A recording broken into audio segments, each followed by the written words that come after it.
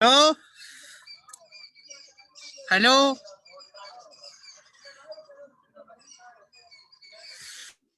Good morning. Good morning, everyone. Good morning sir. Very good morning sir.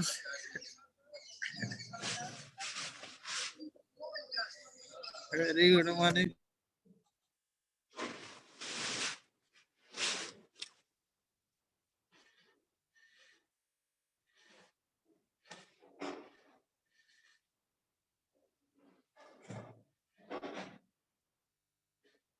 Okay.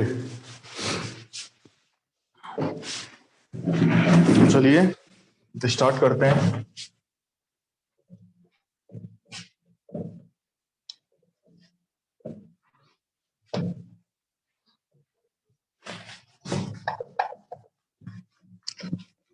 देखो, gate के हिसाब से irrigation में एक टॉपिक बचा हुआ है, wear and barrage.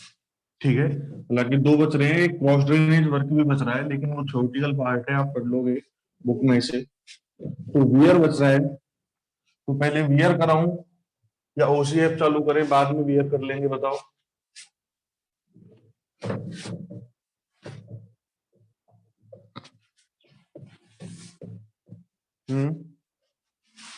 Very good morning Kuldeep.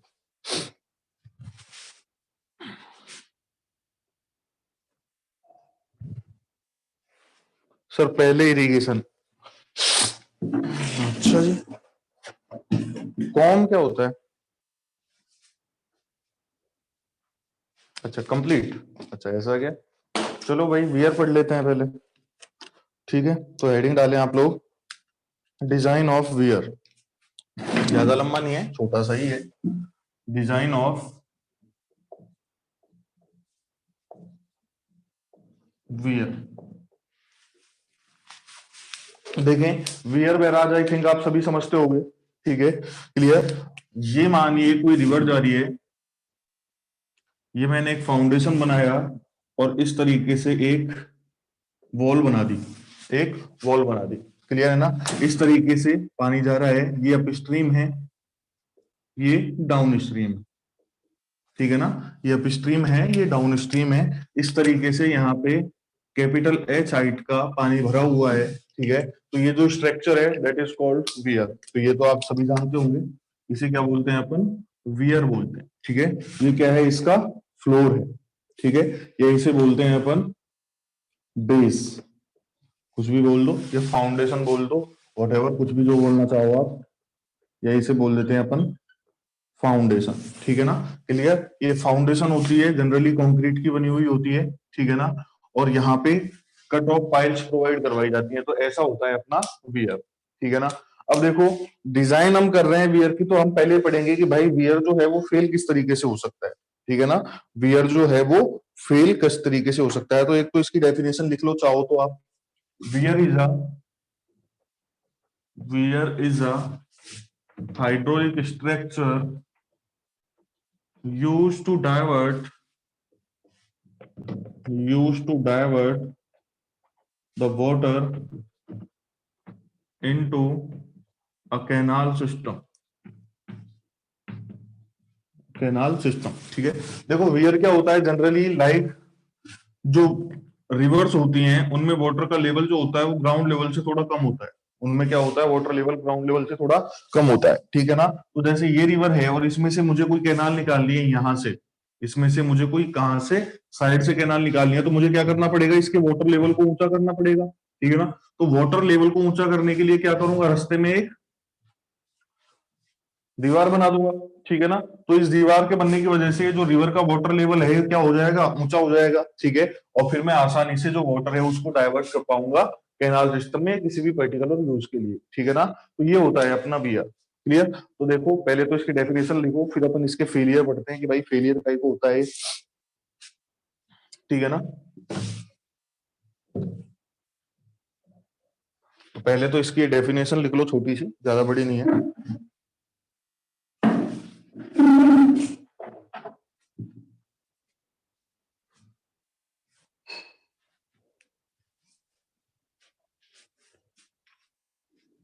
कल से शायद 3 घंटे क्लास लगेगी, 8 से 11। सर्वे खत्म हो गई क्या? हाँ।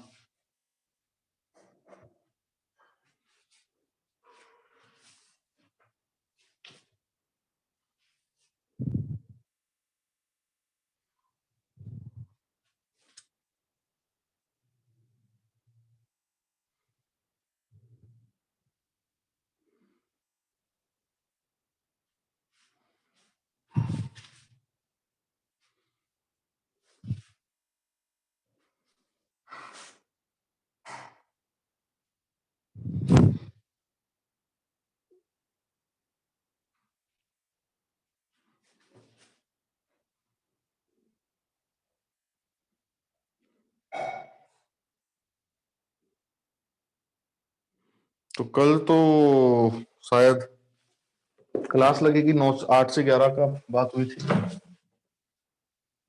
चलो जो भी है देखेंगे, कोई प्रॉब्लम नहीं, अभी ज्यादा गहराई में सोचने की आवश्यकता नहीं है। चलिए प्रारंभ करते हैं। Failure of wear, failure of wear, ठीक है ना। तो वियर का जो फेलियर है वो दो तरीके से हो सकता है। एक तो हो सकता है सरफेस फ्लो की वजह से, और एक हो सकता है सब सरफेस फ्लो की वजह से, ठीक है ना। तो ए जो बोल रहा हूं मैं, मतलब ए का मतलब पहला, failure due to, failure due to surface flow, failure due to surface flow, clear है ना। अब सरफेस फ्लो की वजह से किस तरीके से फेलियर होता है इसको समझते हैं।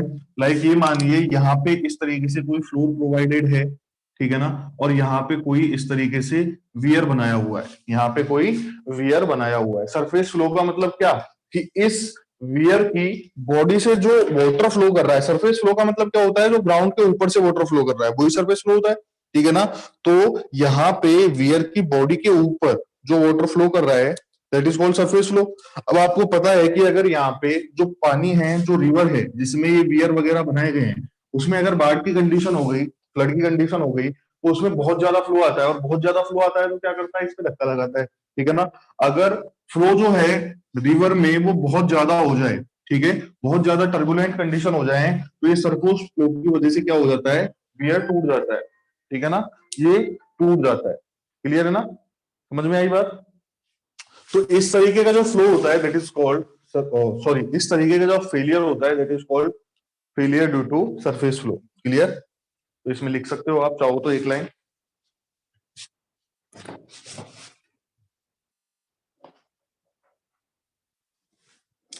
सर ब्लैक कलर यूज करिए, okay okay. In this case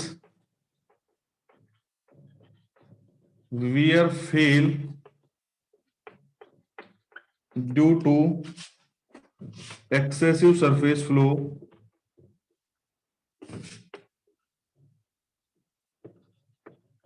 और ब्रैकेट में लिख लीजिए टर्बुलेंट फ्लो, टर्बुलेंट फ्लो, क्योंकि आप सभी समझते हो कि रिवर वगैरह में जो फ्लो होता है वो टर्बुलेंट फ्लो होता है।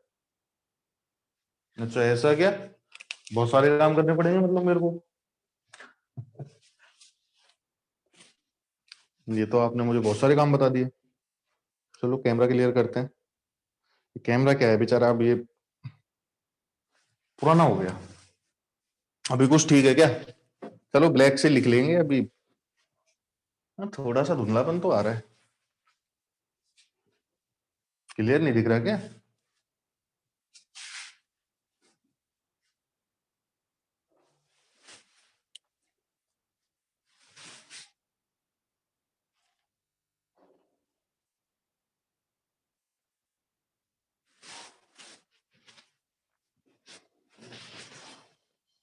चलो दूसरा फोन लगाता हूँ मैं, एक सेकंड रुको, ये साला खराब ही हो गया।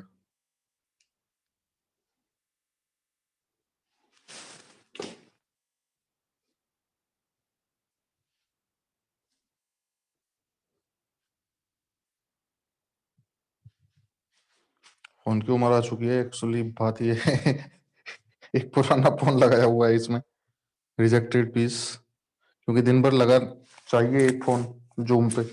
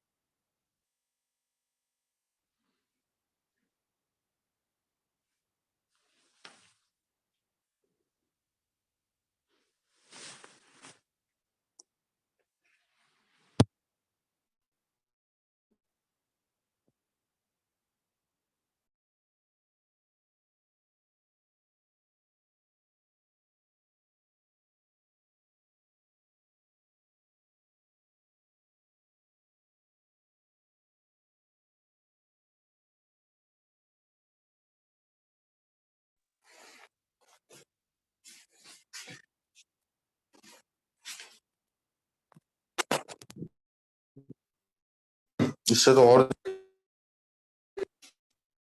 ठीक है क्या?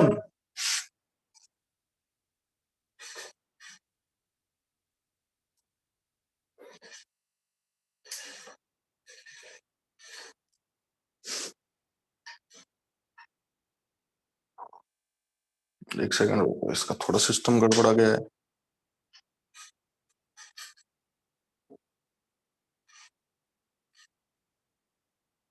अभी कुछ बेहतर है क्या पहले से? हम्म।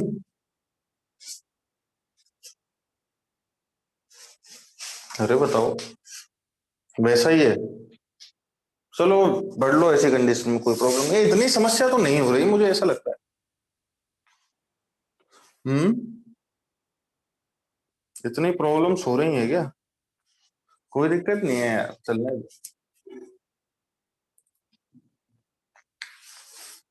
तो ये हो गया अपने पास सरफेस फ्लो की वजह से फेलियर। ठीक है, दूसरा पढ़ते हैं हम, बी, फेलियर ड्यू टू सब सरफेस फ्लो। सब सरफेस फ्लो। अब सब सरफेस फ्लो का मतलब आप समझते हो कि जो भाई बेसमेंट के नीचे से फ्लो होता है उसे हम सब सरफेस फ्लो कहते हैं। ठीक है, अब सब सरफेस फ्लो की वजह से जो फेलियर होता है वो दो तरीके से हो सकता है। पहला होता है due to piping, due to piping. ठीक है ना, तो पाइपिंग की वजह से फेलियर किस तरीके से होता है उसको समझते हैं। ठीक है, तो ये मानिए कि यहाँ पे इस तरीके से कोई फ्लोर है, यहाँ पे इस तरीके से कोई फ्लोर है और यहाँ पे एक वियर बना हुआ है कुछ इस तरीके से, दैट इज वियर। अब आप सभी जानते हो कि ये फाउंडेशन है, बीच में सॉइल प्रेजेंट होगी। क्लियर, यहाँ पे आपके पास कुछ एच हाइट का या कोई भी पर्टिकुलर हाइट का आपके पास वाटर भरा हुआ होगा। ठीक है, मैं बोल देता हूँ कि भाई एच हाइट का वाटर भरा हुआ है। अब एच हाइट का वाटर भरा हुआ है तो मैं बेस पे अगर कोई वाटर का मॉलिक्यूल कंसिडर करूं तो इस मॉलिक्यूल पे कितना फोर्स लग रहा होगा, P is equal to G H, इतना प्रेशर लग रहा होगा। इस प्रेशर की वजह से इस वाटर मॉलिक्यूल के पास कौन सा जो नीचे भी जो प्रेजेंट है इस मॉलिक्यूल के पास से आ जाएगी, कुछ प्रेशर एनर्जी आ जाएगी। ठीक है, अब यहां से प्रेशर लग रहा है मतलब ऊपर से दबाव आ रहा है इस पे, तो ये पार्टिकल क्या करेगा, सॉइल में अंदर मूवमेंट कर जाएगा। ठीक है, और मूवमेंट करता करता करता करता ये कहां पहुंच जाएगा, बाहर पहुंच जाएगा इस तरीके से। ठीक है, क्लियर। अब होता क्या है जनरली, ये जो पार्टिकल है, ये जो मॉलिक्यूल है सॉइल का, इसके पास कुछ प्रेशर एनर्जी है, इसके पास क्या है, कुछ प्रेशर एनर्जी है। ठीक है, यहाँ पे जो सॉइल प्रेजेंट है फाउंडेशन में। अब सॉइल के पार्टिकल्स जो होते हैं वो कुछ ना कुछ फोर्स से जुड़े हुए होते हैं, या तो उनके बीच शियर स्ट्रेंथ होगी, या उनके बीच में कोहेजन एडेशन होंगे, या इंटरलॉकिंग होगी। मतलब सॉइल के जो पार्टिकल्स हैं उनको भी कोई ना कोई फोर्स रोके हुआ है। ठीक है ना, तो ये मान लीजिए ये सॉइल के पार्टिकल्स हैं जो जुड़े हुए हैं आपस में। ठीक है, ये ग्रीन वाला वाटर का मॉलिक्यूल है, ये इनके बीच में एंट्री मारना चाहता है, तो इसको क्या लगाना पड़ेगा, इनको तोड़ने के लिए फोर्स लगाना पड़ेगा ना। इनको तोड़ने के लिए क्या लगाना पड़ेगा, फोर्स लगाना पड़ेगा। इसके पास एनर्जी है कौन सी, प्रेशर एनर्जी। तो ये प्रेशर एनर्जी में से क्या करेगा, थोड़ा सा एनर्जी लेके इनके बीच के जो बॉन्ड है उनको तोड़ देगा और बीच में एंट्री कर जाएगा। ठीक है ना, तो ऐसा प्रोसीजर क्या है, चलता रहेगा।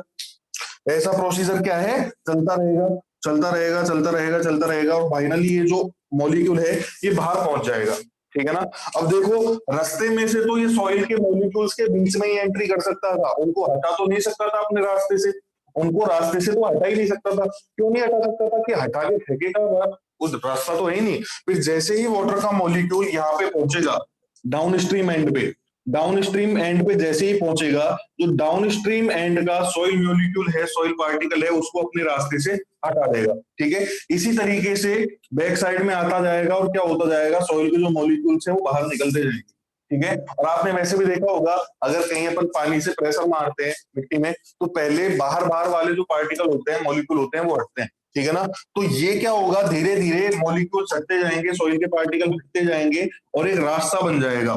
ठीक है, पानी को निकलने का ये जो रास्ता होता है, ये जो पाइपलाइन फॉर्मेशन होता है, इसे बोलते हैं अपन पाइपिंग। ठीक है, पाइप टाइप फॉर्मेशन बन जाता है एक। ठीक है, एक रास्ता बन जाता है पानी का, धीरे धीरे उसमें से पानी निकलता रहता है, उसका डायमीटर बढ़ता रहता है। ठीक है, पहले ये बहुत कम डायमीटर का होगा, धीरे धीरे इसका डायमीटर बढ़ता रहेगा। ठीक है, धीरे धीरे बढ़ता जाएगा, बढ़ता जाएगा, एक कंडीशन ऐसी आएगी जब ये पाइपिंग का जो डायमीटर है, पाइपिंग की जो साइज है वो बहुत ज्यादा हो जाएगी। वो क्या हो जाएगी, बहुत ज्यादा हो जाएगी। मतलब आप ये बोल सकते हो कि भाई फाउंडेशन के नीचे की जो सॉइल है वो क्या हो जाएगी, हट जाएगी, मतलब खोखला हो जाएगा फाउंडेशन के नीचे से। अगर खोखला हो जाएगा तो ऑब्वियस सी बात है, आप समझते हो कि अगर फाउंडेशन के नीचे से सॉइल चली गई, ठीक है, तो क्या होगा, फाउंडेशन फेल हो जाएगा, या इसका जो फ्लोर है वो फेल हो जाएगा, ठीक है ना। इसे बोलते हैं अपन पाइपिंग। अब पाइपिंग का जो मूवमेंट होता है वो होता है बैक साइड में, ठीक है ना। पहले पहले यहाँ से सॉइल पार्टिकल्स हटना स्टार्ट करेंगे और फिर ऐसे चलते जाएंगे। तो पाइपिंग जो होती है वो बैकवर्ड डायरेक्शन में मूवमेंट करती है, ठीक है ना। क्लियर। तो ऐसी कुछ बातें हैं, इनको थोड़ा सा लिख लेते हैं। पहला पॉइंट लिखो, एक सेकेंड, तो दिख रहा है मेरे हिसाब से सही, अच्छा खासा दिख रहा है। रेड कलर का नहीं दिख रहा, बाकी ब्लैक और ग्रीन तो दिख रहे हैं ना। रेड कलर में थोड़ी दिक्कत है, बाकी ब्लैक और ग्रीन तो आई थिंक कोई प्रॉब्लम नहीं है।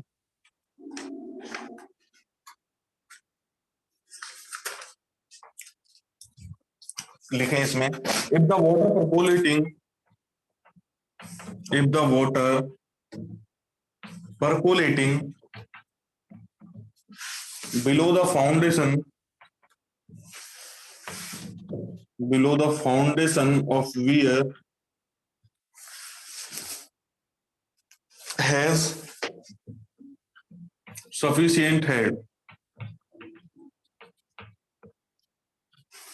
then it reach at the downstream end and lift up the downstream soil particles. Downstream soil particles. Clear na? Okay. That process of erosion extend in backward direction and finally form a piping like structure or pipe like structure, due to which dam नहीं, अपने तो weir है, weir may fail. That process called piping.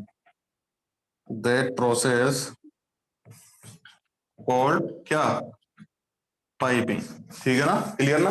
अब देखिए जरा,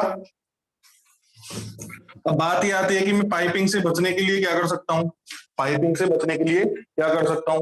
अब देखिए जरा, यहाँ पे इस वाटर पार्टिकल को, वाटर मॉलिक्यूल को यहाँ पे ये रास्ता तय करके जाना है पूरा पूरा, ठीक है। मतलब इसके पास कुछ ना कुछ एनर्जी है, ठीक है। अगर इसके पास एनर्जी कम हो जाएगी, इसके डाउन स्ट्रीम मतलब ये वाला डाउन स्ट्रीम एंड ये होता है और अप स्ट्रीम एंड ये होता है, ठीक है ना। क्लियर। डीएस मतलब होता है डाउन स्ट्रीम, यूएस मतलब होता है अप स्ट्रीम। देखिए जरा, मतलब मैं दो तरीके से इसको काम में ले सकता हूं कि या तो इसकी एनर्जी घटा दूं, क्योंकि एनर्जी घटा दूंगा तो ये आधे रास्ते ही पहुंचेगा जब इसकी एनर्जी खत्म हो जाएगी, क्योंकि जैसे जैसे ये आगे बढ़ेगा इसको एनर्जी की रिक्वायरमेंट है सॉइल के मॉलिक्यूल्स को हटाने के लिए, ठीक है ना। कहां लिख दिया मैंने ऐसी चीजें, एसटीआर कहां लिख दिया, पाइप लाइक स्ट्रक्चर्स, यार ये शॉर्ट फॉर्म है, मैं इसको पूरा कर लो, STRUCTURE स्ट्रक्चर।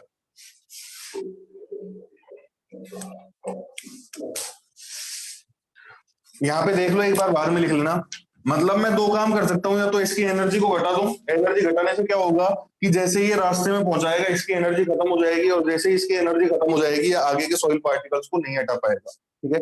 अगर मैं इसकी एनर्जी कम नहीं कर सकता, मतलब मैं इसका हेड कम नहीं कर सकता, तो दूसरा काम कर सकता हूँ, इसका जो फ्लोर है इसकी लेंथ बढ़ा दो, ठीक है। क्योंकि जैसे ही फ्लोर की लेंथ बढ़ेगी, इस वाटर मॉलिक्यूल को लंबा रास्ता तय करना पड़ेगा, इस वाटर मॉलिक्यूल को लंबा रास्ता तय करना पड़ेगा, लंबा रास्ता तय करना पड़ेगा, तो इसकी जो एनर्जी है, जो हेड एनर्जी है, जो प्रेशर एनर्जी, वो रास्ते में खत्म हो जाएगी और वाटर का मॉलिक्यूल लास्ट तक नहीं पहुंच पाएगा, लास्ट तक नहीं पहुंच पाएगा तो पाइपिंग नहीं होगी, ठीक है। दूसरा क्या करा सकता हूं मैं, यहाँ पे सीट पाइल प्रोवाइड करवा सकता हूँ, लाइक दैट। दूसरा क्या करवा सकता हूं मैं, यहाँ पे सीट पाइल प्रोवाइड करवा सकता हूँ। सीट पाइल से क्या होगा, वाटर को इस तरीके से मूवमेंट करना पड़ेगा, मतलब डेप्थ में जाना पड़ेगा उसको, एक तरीके से सीट पाइल प्रोवाइड करवाने से क्या हो गया, इसकी लेंथ बढ़ गई, जो लेंथ ट्रेवल करनी है इसको वो बढ़ गई। क्लियर ना, मतलब मुझे करना तो यही है कि इसकी जो लेंथ है जो वाटर मॉलिक्यूल ट्रेवल कर रहा है उसको बढ़ाना है, चाहे तो आप इस फ्लोर की लेंथ बढ़ा दो चाहे सीट पाइल प्रोवाइड करवा दो, ठीक है ना। तो आप लिख सकते हो प्रिवेंटेशन, प्रिवेंटेशन में 2 पॉइंट हो जाएंगे अपने। पहला इंक्रीज लेंथ ऑफ फ्लोर, ठीक है ना, और दूसरा हो जाएगा provide seat piles, provide seat piles. Clear है ना, सीट पाइल्स वगैरह क्या होती हैं आगे काम में आ जाएंगे, आगे समझ में आ जाएंगे आपको। बताओ यहां तक कोई दिक्कत है तो?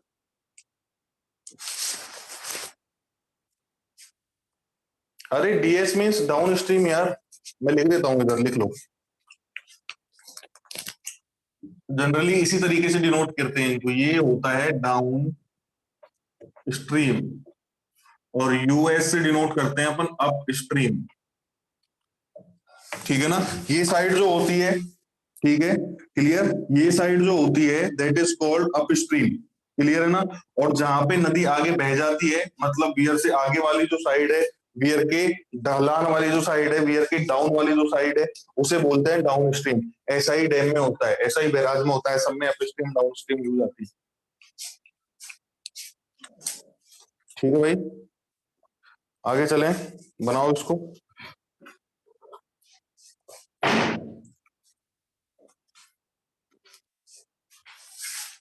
इसको बनाया जाए,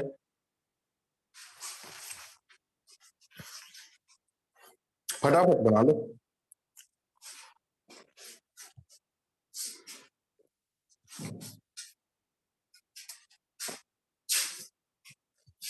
हाइड्रोलॉजी कंप्लीट हो गया,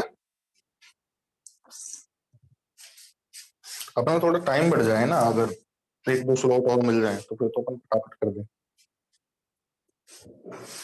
1.5 घंटे की क्लास क्या यार, सफिशियंट नहीं होती, 5-7 मिनट तो वैसे ही चल जाते हैं क्लास के।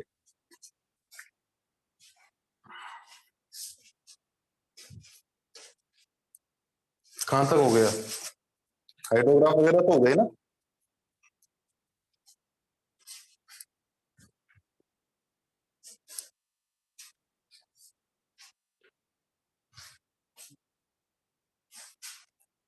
हाइड्रोग्राफ हो गए, हाइड्रोलॉजी में दैट मीन्स ये मानो कि 80% हाइड्रोलॉजी होगी, क्योंकि अगर हाइड्रोग्राफ से ही क्वेश्चन आता है 90% चांस होते हैं हाइड्रोलॉजी में से हाइड्रोग्राफ से ही क्वेश्चन आएगा, ठीक है ना। वही टॉपिक है उसमें हाइड्रोलॉजी में पूरी में, और कुछ नहीं है, ये मानो। बन गया, ये बन गया। तो अपने साथ साथ ही तो स्टार्ट हुई थी हाइड्रोलॉजी, है ना, 1-2 दिन का गैप ही तो था।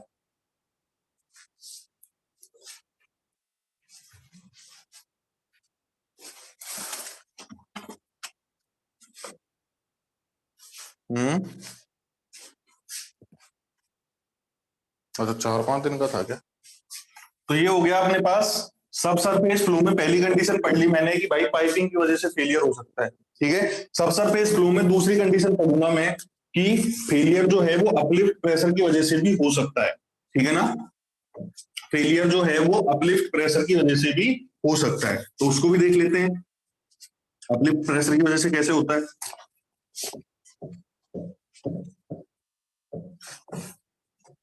देखते हैं जरा क्या सीन है इसका। सेकंड पॉइंट डालें इसमें, second number point, failure due to uplift force, uplift force. तो अब आप अपलिफ्ट फोर्स तो सारे समझते हो, हम डैम में भी पढ़ चुके हैं, ठीक है ना। लाइक ये अगर फाउंडेशन है किसी बियर की, ये अगर फाउंडेशन है तो ये जो वाटर प्रेजेंट होता है यहाँ पे, लेट सपोज h हाइट का वाटर प्रेजेंट है, तो जब ये वाटर इस सोइल में एंट्री करता है तो क्या करता है, ये जो फाउंडेशन है इस पे एक अपवार्ड प्रेशर लगाता है, ये फाउंडेशन पे क्या लगाता है, अपवार्ड प्रेशर लगाता है, और इसे क्या बोलते हैं, अपलिफ्ट फोर्स बोलते हैं। इसे क्या बोलते हैं अपन, अपलिफ्ट फोर्स बोलते हैं, ठीक है ना। अगर इस अपलिफ्ट फोर्स की वैल्यू परमिसिबल लिमिट्स में है, मतलब कम है, तो कोई प्रॉब्लम नहीं है। अगर इस अपलिफ्ट फोर्स की वैल्यू ज्यादा हो जाएगी या परमिसिबल लिमिट से ज्यादा बढ़ जाएगी, ठीक है, तो क्या हो जाएगा, जो मेरा डैम है वो ब्रेक हो जाएगा, रप्चर हो जाएगा, टूट जाएगा। ठीक है ना, क्लियर ना। अगर ये अपलिफ्ट प्रेशर जो है वो इसके वेट की वजह से काउंटर रिएक्ट हो जाता है तो बहुत अच्छी बात है, कोई प्रॉब्लम नहीं। अगर ये काउंटर रिएक्ट नहीं होता तो क्या होगा, डैम को, सॉरी वियर को अपने को तोड़ देगा। ठीक है, तो इसमें एक लाइन लिख लो, इफ अपलिफ्ट फोर्स पता तो है ना आपको क्या होता है, उसको तो लिखाने की जरूरत नहीं है, हमने डैम में लिख लिया था। अपलिफ्ट फोर्स या अपलिफ्ट प्रेशर पता है ना क्या होता है, इसकी डेफिनेशन लिखने की तो जरूरत है नहीं, हम डैम में लिख चुके हैं। If uplift pressure below the foundation does not counter react by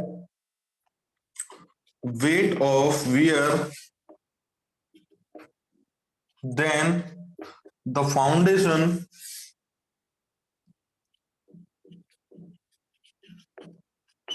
of wear may fail।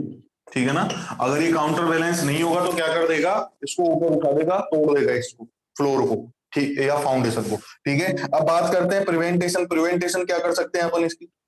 अगर बात करें कि भाई इसको प्रिवेंट करना है तो प्रिवेंटेशन क्या की जा सकती है। ठीक है, देखो अपलिफ्ट फोर्स है, अपलिफ्ट फोर्स काउंटर तो वेट से ही होगा। अपलिफ्ट फोर्स को अगर मुझे काउंटर करना है तो भाई सीधी सी बात है, वेट बढ़ाना पड़ेगा वियर का। ठीक है, वेट कैसे बढ़ा सकता हूं, ये जो फ्लोर है इसकी थिकनेस बढ़ा दो। अगर इस फ्लोर की थिकनेस बढ़ जाएगी तो क्या हो जाएगा, इसका वेट बढ़ जाएगा, और वेट बढ़ जाएगा तो ये जो अपलिफ्ट फोर्स है क्या हो जाएगा, काउंटर हो जाएगा, रुक जाएगा। ठीक है ना, तो इसकी रेमेडीज हैं, जो प्रिवेंटेशन है वो क्या है, increase thickness of floor, increase thickness of floor. और दूसरा क्या हो सकता है, प्रोवाइड सीट पाइल्स। ठीक है ना, सीट पाइल्स प्रोवाइड करवाने से क्या होगा, ठीक है, जैसे मैं यहाँ पे सीट पाइल प्रोवाइड करवा देता हूं तो कम वाटर पहुंचेगा फाउंडेशन के नीचे। ठीक है ना, कम वाटर पहुंचेगा तो कम अपलिफ्ट प्रेशर लगेगा। ठीक है, तो बनाओ इसको फटाफट।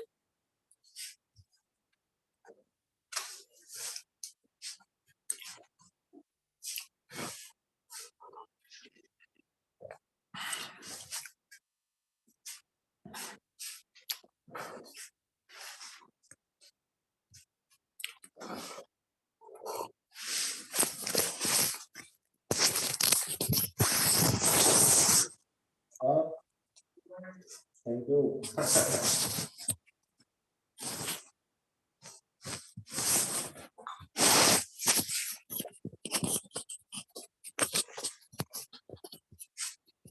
बन गया है जी, ओके, तो आगे बढ़ते हैं। अब ये तो हो गए फेलियर होने के तरीके की, भाई इस तरीके से फेलियर हो सकता है डैम में, सॉरी वियर, डैम बार बार याद आ रहा है, क्या बात है। वियर की बात हो गई, वियर में फेलियर देख लिया हमने कि भाई इन कारणों से फेलियर होता है वियर में। अब पढ़ते हैं कि इसको डिजाइन करने की जो थ्योरीज है। ठीक है ना, ग्रीन वाला साफ नहीं होता आसानी से, ब्लैक वाले से ही चलने दें, ग्रीन वाले को साफ करने में बड़ी मेहनत करनी पड़ती है।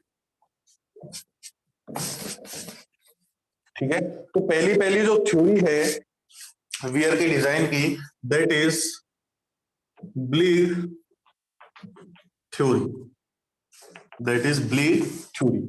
समझते जाओ। लेट सपोज ये एक वियर का फाउंडेशन है, लाइक दैट, क्लियर ना। यहां पे ये मैंने वियर बना रखा है, ठीक है ना, इसके बैक साइड में कैपिटल H हाइट का वाटर भरा हुआ है। ठीक है ना, क्लियर। मैं क्या करवा रहा हूँ, यहाँ पे सीट पाइल प्रोवाइड करवा रहा हूँ, एक सीट पाइल ये रही, दूसरी सीट पाइल ये रही, और तीसरी सीट पाइल ये रही। ठीक है ना, क्लियर।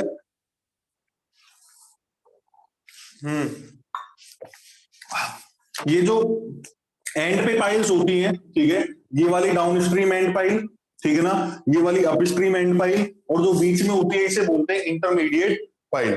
बीच वाली पाइल को क्या बोला जाता है, इंटरमीडिएट पाइल। क्लियर है ना।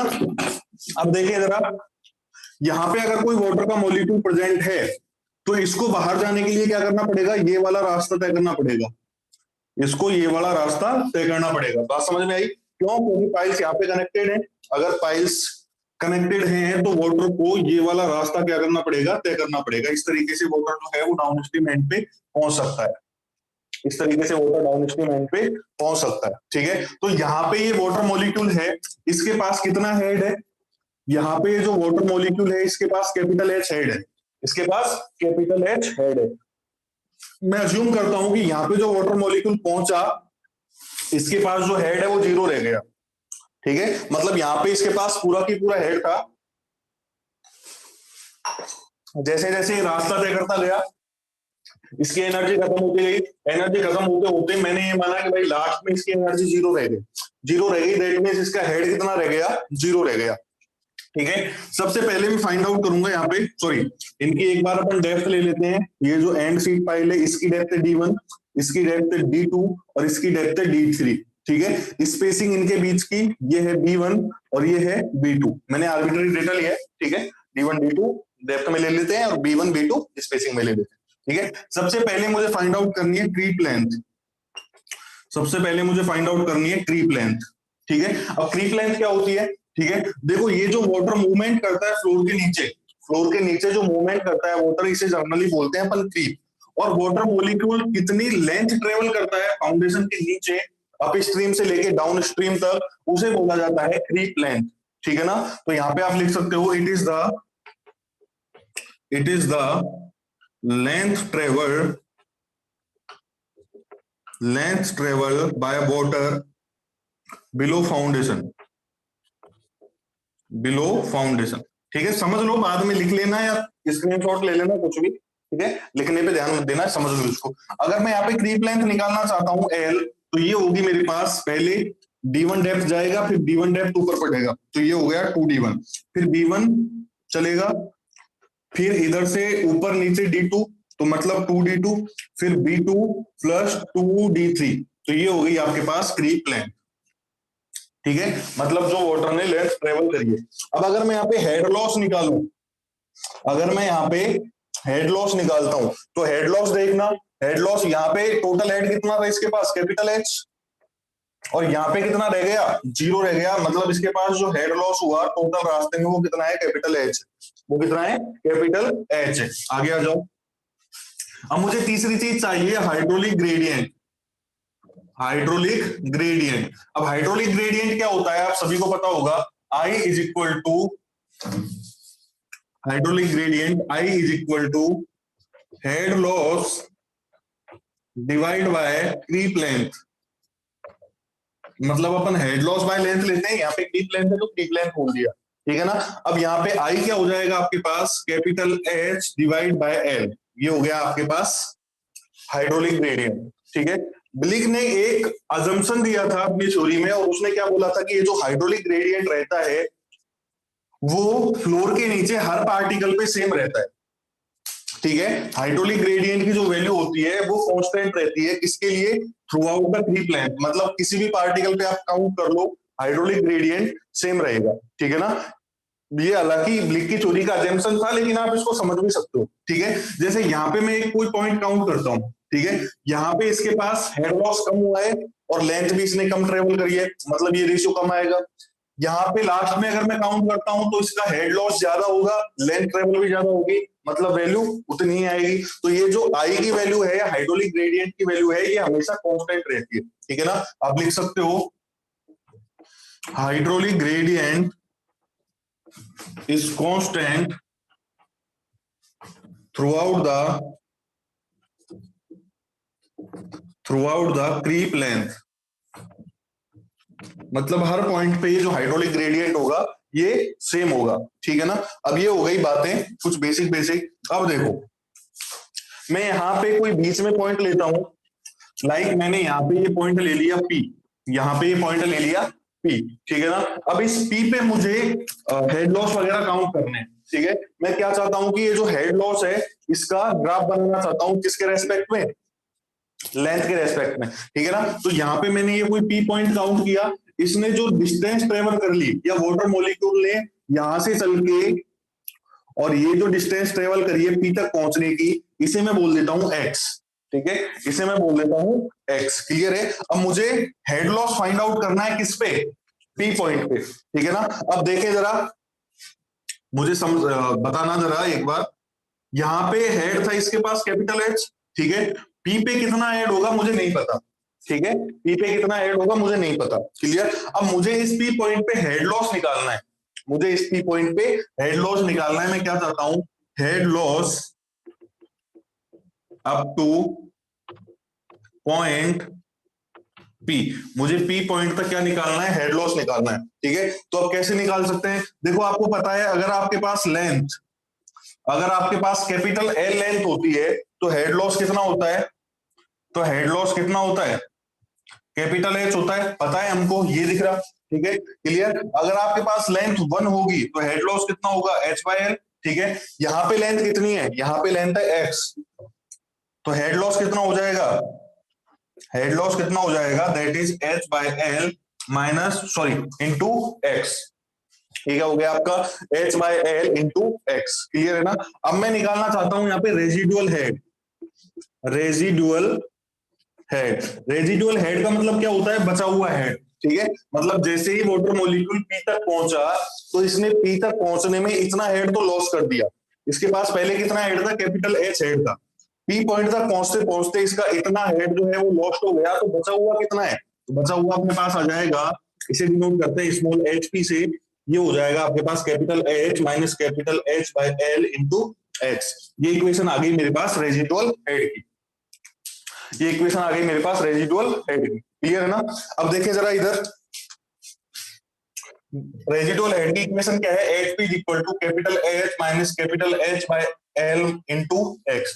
ये इक्वेशन है मेरे पास रेजिडुअल हेड की। अब रेजिडुअल हेड जो होता है वो एक तरीके से वाटर मॉलिक्यूल के पास जो बची हुई एनर्जी है उसको डिनोट करता है। ठीक है, क्योंकि अपने पास यहाँ पे जो एनर्जी है वो किसकी वजह से है? प्रेशर की वजह से है। ठीक है, ये जो हाइड्रोस्टैटिक प्रेशर लगता है इसकी वजह से ही है ना।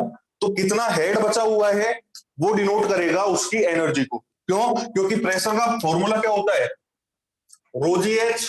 ठीक है ना? और एच क्या है? कितना हेड उसके पास बचा हुआ है। तो एक तरीके से ये जो रेजिडुअल हेड है ये उसके पास बची हुई एनर्जी को डिनोट कर रहा है। ठीक है, अब मैं इसका क्या बनाना चाहता हूं? रेजिडुअल हेड का वेरिएशन बनाना चाहता हूं। रेजिडुअल हेड का वेरिएशन में यहाँ पे बनाना चाहता हूं। तो देखें, ये रेजिडुअल हेड की इक्वेशन में capital H constant, capital H यहाँ भी constant, capital L constant, only very क्या कर रहे हैं? एक तो एक्स वेरी कर रहा है और एक ये एच भी वेरी कर रहा है। ठीक है, दो चीजें चेंजेबल हैं, बाकी कैपिटल एच और कैपिटल एल कांस्टेंट है। ठीक है ना? तो यहाँ पे देखना जरा, ये कैसी इक्वेशन हो गई? ये हो गई आपके पास M X plus C type की इक्वेशन। ठीक है, M X plus C type की इक्वेशन, मतलब ये इक्वेशन किसकी होती है? एक स्ट्रेट लाइन की होती है। ठीक है, मतलब मैं ये कह सकता हूं कि यहाँ पे जो एचपी का वेरिएशन है, यहाँ पे जो एचपी का वेरिएशन है वो किस तरह का है? लीनियर वेरिएशन है। ये कैसा है आपके पास? लीनियर वेरिएशन है। ठीक है ना? क्लियर है ना? ये इंपॉर्टेंट बात है, बस ये इंपॉर्टेंट बात है। क्वेश्चन पूछा जाता है, गेट में तो नहीं पूछा हुआ, कि भाई ब्लिक के अकॉर्डिंग जो रेजिडुअल का हेड, रेजिडुअल हेड का वेरिएशन है वो किस तरह का होता है? तो वो होता है लीनियर वेरिएशन। ठीक है ना? बनाओ, ये स्क्रीनशॉट लो फटाफट करो।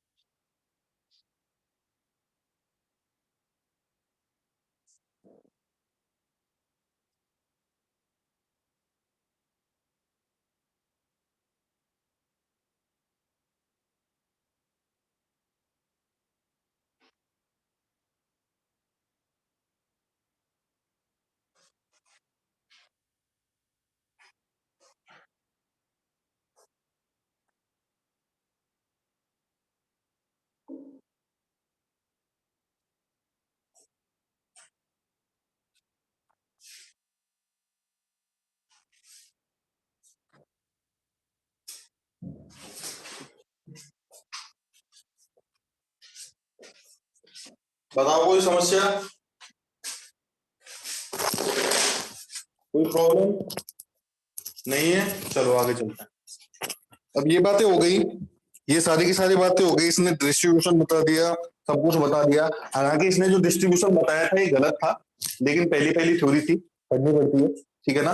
बाद में जब बाकी काम किए गए थे, बाकी जो थ्योरीज आई थी, उन्होंने इस बात को गलत साबित कर दिया था कि भाई रेजिडुअल हेड का वेरिएशन लीनियर नहीं होता, ये पैराबोलिक होता है, ठीक है ना, कर्वी होता है। क्लियर ना? तो ये बेसिक बेसिक बातें हो गई ब्लिक थ्योरी की। अब जो मेन प्रॉब्लम थी,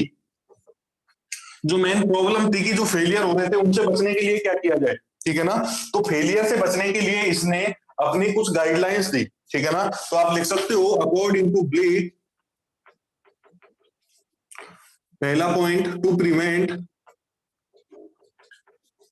piping failure, to prevent piping failure. तो पाइपिंग फेलियर से बचने के लिए क्या किया जा सकता है?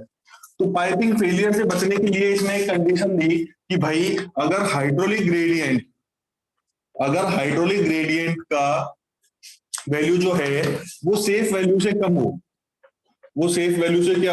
कम हो, तो पाइपिंग की वजह से फेलियर नहीं होगा। अब हाइड्रोलिक ग्रेडियंट तो पता है हमें H/L होता है। सेफ वैल्यू क्या होती है? सेफ वैल्यू की फॉर्मूला या इक्वेशन किसने दी? ब्लिक ने दी, और ये होता है 1/c, ठीक है ना। ये कंडीशन दी इसने किससे बचने के लिए? पाइपिंग से बचने के लिए। यहाँ पे जो C होता है इसे बोला जाता है ब्लिक क्रीप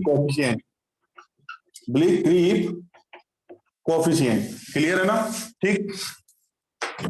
तो अगर मैं यहां से लेंथ निकालना चाहूं तो लेंथ क्या हो जाएगी? Greater than equal to H into C. ये आपके पास क्या आ गया? पाइपिंग से बचने का फंडा आ गया, पाइपिंग से बचने का रिलेशन आ गया, या गाइडलाइन आ गई, कुछ भी। नेक्स्ट है to prevent uplift pressure failure. Uplift pressure से बचने के लिए, देखो अपलिफ्ट प्रेशर से बचने के लिए हम क्या करते थे? थिकनेस बढ़ाते थे, ठीक है ना। तो यहाँ पे इसने थिकनेस बताई, थिकनेस जो है वो ग्रेटर होनी चाहिए किससे? H/G-1 से। G क्या है यहाँ पे? स्पेसिफिक ग्रेविटी है मटेरियल की, क्लियर है ना। अगर मैं यहाँ पे फैक्टर ऑफ सेफ्टी ऐड कर दूं तो T डिजाइन कितनी हो जाएगी आपके पास? 4/3 H/G-1, ठीक है ना। यहाँ 4/3 क्या ले लिया मैंने? फैक्टर ऑफ सेफ्टी ले लिया। H क्या है? किसी पर्टिकुलर पॉइंट पे हेड है, और G क्या है? यहाँ पे स्पेसिफिक ग्रेविटी है मटेरियल की, ठीक है ना। तो बनाओ इसको फटाफट। ये फॉर्मूला पूछा जाता है कई बार, ये फॉर्मूला इंपॉर्टेंट है, ठीक है ना। कि डिजाइन थिकनेस की जो वैल्यू होती है ब्लिक के अकॉर्डिंग कितनी होती है। जितनी भी थ्योरी आई ना, सारी की सारी थ्योरी जो आई वियर के डिजाइन की, उन्होंने थिकनेस का यही फॉर्मूला दिया, थिकनेस का यही फॉर्मूला है सारी की सारी थ्योरी, जिंदाबाद फॉर्मूला, ठीक है ना। बनाओ इसको।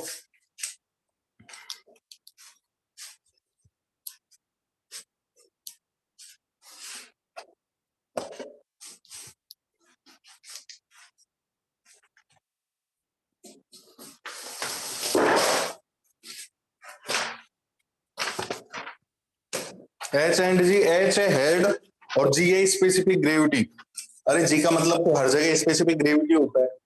H यहाँ पे क्या है? हेड, किसी एक पॉइंट पे हेड।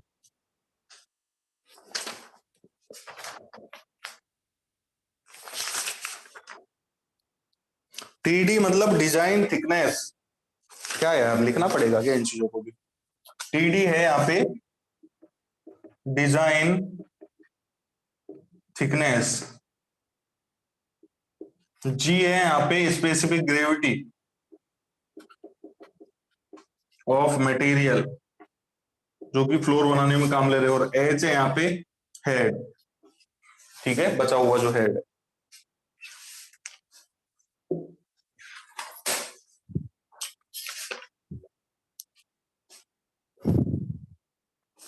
ठीक है, बन गया। ये थ्योरी है ब्लिक क्रीप थ्योरी, हालांकि इस पे कोई क्वेश्चन नहीं पूछा गया है अभी तक गेट में, ठीक है, लेकिन फिर भी हमने पढ़ ली क्योंकि पढ़नी बनती है, इससे ईएस वगैरह में क्वेश्चन काफी पूछे जाते हैं धमाकेदार। बना लिया।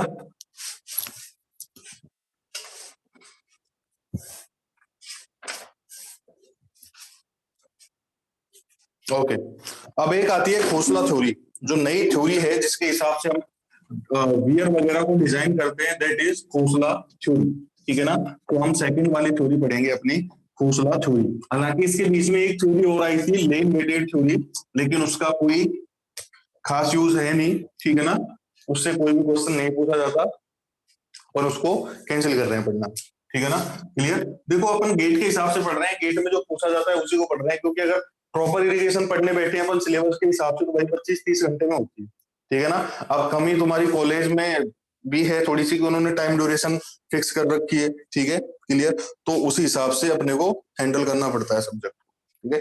या तो ये है कि आधा पढ़ा दो लेकिन पूरा सिलेबस करा दो, मैं ओनली गेट के हिसाब से करा रहा हूँ, ठीक है।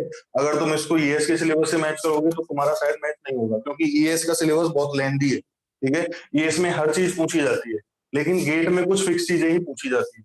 अपन अंदाजा क्या लगाते हैं भाई, अपने पास 25-30 साल के अवेलेबल पेपर्स हैं गेट के, उनमें कुछ नहीं पूछा गया, दैट मींस ये है कि वो टॉपिक इंपॉर्टेंट नहीं है, ठीक है ना। तो इसी हिसाब से अंदाजा लगाया जा सकता है किसी भी एग्जाम का, ठीक है। तो अपने पास नेक्स्ट थ्योरी आती है, that is Khosla theory, that is Khosla theory. Khosla ji ने एक थ्योरी दी थी, ठीक है, जिसके अकॉर्डिंग क्या है, और एसएससी सर, एसएससी तो देखो एसएससी तो हर एग्जाम में कवर होती है, एसएससी उठाती है बेसिक क्वेश्चन, एसएससी में ये चीजें ही नहीं है, बियर बैराज वगैरह नहीं है, ठीक है ना। बियर वगैरह की डिजाइन नहीं है एसएससी में, ये ओनली गेट में ही है, गेट और ईएस, ठीक है। एसएससी में इरिगेशन से क्वेश्चन आते हैं, वाटर फ्लो रिलेशन से, कैनाल से और डैम से, 3 टॉपिक, और रेगुलेशन वर्क वगैरह जो थ्योरेटिकल पार्ट है, ठीक है ना।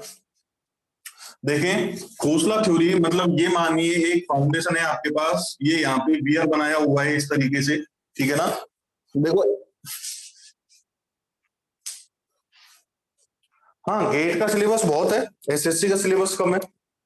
गेट में तो बहुत एक्स्ट्रा चीजें पढ़ते हैं हम, गेट ईएस में, एसएससी में इतनी नहीं पढ़ी जाती, ठीक है ना। गेट एसएससी का जनरल सिलेबस कम है थोड़ा। गेट और ईएस तो यार अब सिविल इंजीनियरिंग के सबसे बड़े एग्जाम है गेट ईएस, तो बस तो अब ये तो होंगे मेजर।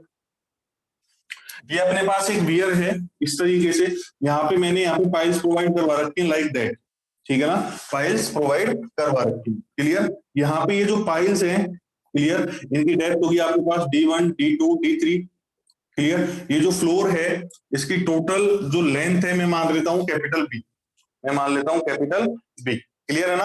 अब कई चीजें बताई, ठीक है। यहाँ पे जो एग्जिट पॉइंट होता है, यहाँ पे अगर मैं ग्रेडियंट फाइंड आउट करूं तो उसे बोला जाता है एग्जिट ग्रेडियंट, एग्जिट ग्रेडियंट, ठीक है ना। इस एग्जिट ग्रेडियंट की वैल्यू बताई ब्लिक ने हमें, और ये एग्जिट ग्रेडियंट होता है GE is equal to H/D into 1/π into under root lambda. H क्या है यहाँ पे, हेड है वाटर का, ठीक है ना।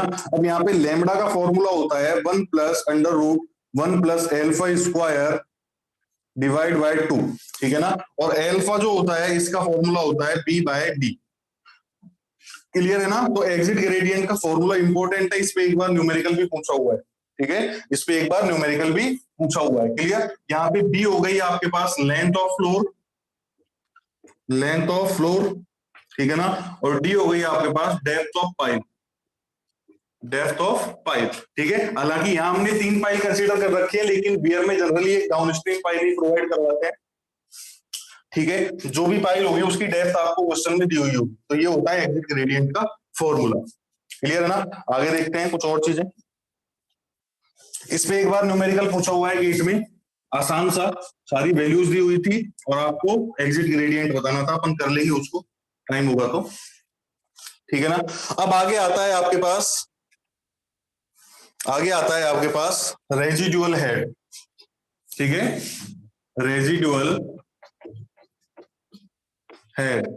अब रेजिडुअल हेड के लिए एक फॉर्मूला दिया था खोसला ने, रेजिडुअल हेड के लिए एक फॉर्मूला दिया खोसला ने, और ये था आपके पास H is equal to phi into capital H, phi into capital H। यहाँ पे H तो है आपके पास रेजिडुअल हेड, ठीक है, कैपिटल H जो है that is total head available, भाई स्टार्टिंग में जो हेड होता है दैट इज कैपिटल H, ठीक है ना। और फाई जो होता है, फाई है अपने पास पोटेंशियल फंक्शन, फाई जो है ये है अपना पोटेंशियल फंक्शन, और ये जो फाई की वैल्यू होती है that is 1/π cos inverse 2x by B. अब ये 2x और b क्या चीजें हैं इनको समझते हैं, ठीक है ना। देखो ये फाउंडेशन है वियर का, ठीक है ना, यहाँ पे कहीं वियर बना हुआ होगा, ये फाउंडेशन लिया मैंने, इस फाउंडेशन का सेंटर होगा कहीं पे, उसको बोल देता हूं मैं 0। इस फाउंडेशन का कहीं पे सेंटर होगा, दैट इज 0। क्लियर है ना। इस फाउंडेशन की टोटल लेंथ जो है वो है आपके पास कैपिटल बी। अगर मैं सेंटर से अपस्ट्रीम साइड की एंड देखूं, ये हो गया अपस्ट्रीम, ये हो गया डाउन स्ट्रीम, तो ये लेंथ हो गई आपके पास कितनी, आधी आधी कर दो, ये हो गई b/2 और ये भी हो गई b/2। क्लियर है ना। अब देखो जब भी अपन x मेजर करेंगे तो x क्या है, सेंटर से डिस्टेंस है, इधर x मेजर किया जाएगा और इधर x मेजर किया जाएगा, इधर पॉजिटिव में x लेंगे, इधर नेगेटिव में x लेंगे, इस तरीके से होता है, ठीक है ना। क्लियर। x जो मेजर किया जाएगा वो हमेशा यहां से किया जाएगा, ठीक है। ये बेसिक नॉलेज है, हालांकि इस पे कभी क्वेश्चन पूछा नहीं जाएगा आपसे, पक्की बात है, ठीक है ना। तो ये हो गया आपके पास पोटेंशियल फंक्शन। अब देखिए जरा, अब यहाँ पे जो रेजिडुअल हेड है ये फाई पे डिपेंडेंट है, क्लियर है ना। और फाई जो है वो एक्स और बी पे डिपेंडेंट है, उसका वेरिएशन किस तरह का है, कॉस के कर्व टाइप का है। मतलब अगर मैं यहाँ पे रेजिडुअल हेड का वेरिएशन निकालूं तो किस तरह का आएगा, कॉस के कर्व टाइप का आएगा।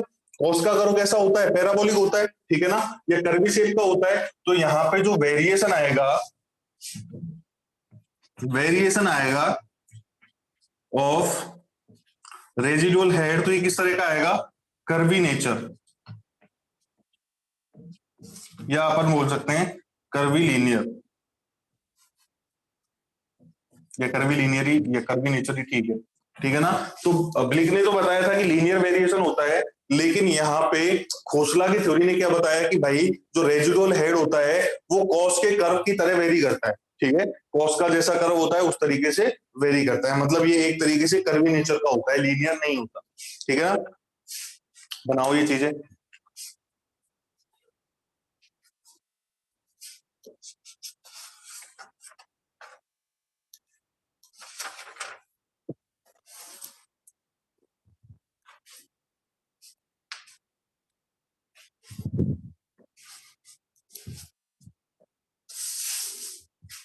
अब ऐसा बोला गया है कि 3 दिन अपनी 3-3 घंटे क्लास लगेगी। सर्वे कंप्लीट हुई नहीं है क्या आपकी अभी?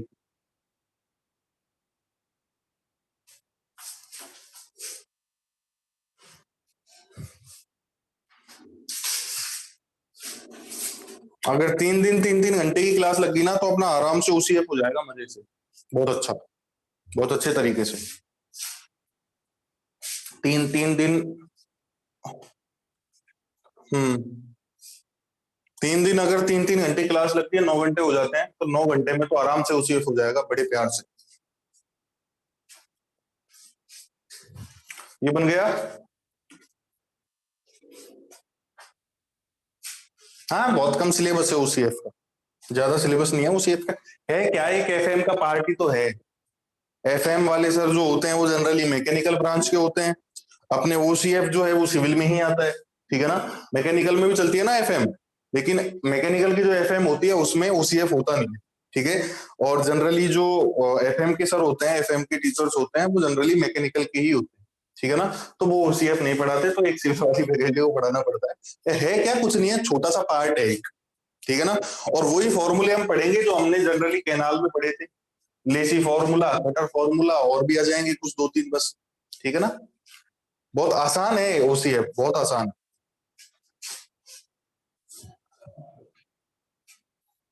कर दें, हटा दें, बना लिया।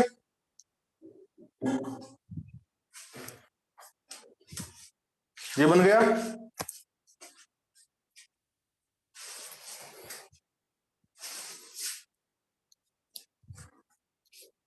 ओके, अब यहाँ पे ये बात हो गई खोसला थ्योरी की बेसिक वो चीजें इसने बताई थी, एक तो एग्जिट ग्रेडियंट की वैल्यू बताई थी और एक रेजिडुअल हेड की वैल्यू बताई थी। हालांकि इनको कैलकुलेट कर सकते हैं अपन, इनकी बहुत लंबी कैलकुलेशन है, बहुत लंबा प्रोसीजर है इनको कैलकुलेट करने का, तो डायरेक्ट याद रख लो, ठीक है, उसका कोई सेंस भी नहीं है। तो भाई जो काम सभी करते आ रहे थे कि भाई पाइपिंग से बचने के लिए और अपलिफ्ट प्रेशर से बचने के लिए कुछ गाइडलाइन प्रोवाइड करवा रहे थे, वो खोसला ने भी करवाई, ठीक है ना। तो अकॉर्डिंग टू खोसला, तो खोसला ने भी बताया कि भाई पाइपिंग से बचने के लिए आप क्या कर सकते हो, टू प्रिवेंट